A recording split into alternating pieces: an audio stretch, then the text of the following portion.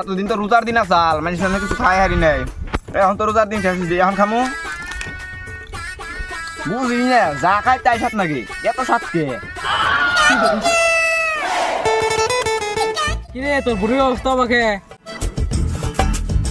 বুঝছি, রোজা তো থাকিস নে, 1 মাস বইবে পুঙ্গাটা বোঝা গেছে। পুঙ্গা পূজা করছি জানোস না, আমার কত হানে ব্যথা, দাঁতে ব্যথা, মুখে ব্যথা, নাভির তলে চিন চিন করে ব্যথা করে, আমি কেমনে রোজা রাখবো? এ রোজা থাকবার গেলে কত হানে ব্যথা, খাবার গেলে কোনো ব্যথা নাই।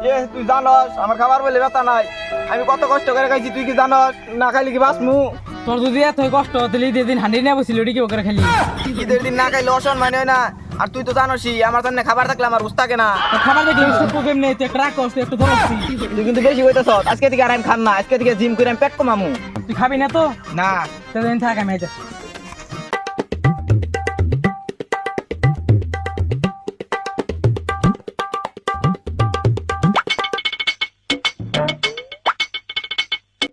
আমি আগে উঠে আসছিলাম দেখে কত জানা কইছো, থুক নে বাতি ফাটা মগা ভাত খাস না আর কত কিছু কইছো, তখন কে খাইতে খাইতে না বুড়িয়া মরে গেছিল।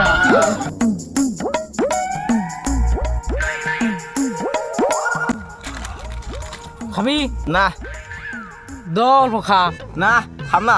খা, কিছু হবো না, আমি না তোর বন্ধু। এত যদি করতেছ দিয়ে একটু খাই।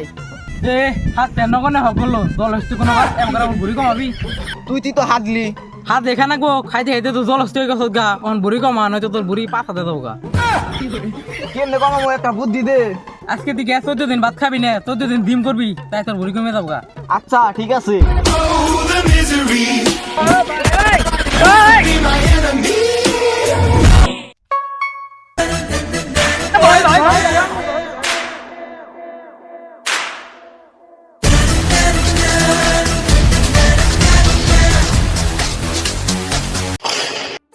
চোদ্দ দিন কষ্ট করার পরে আজকে খামু, 14টা দিন কিছু খাওয়ারই নেই কে, জিম করতে করতে 14 দিনে তো পেট মেটটা কই মাইলো।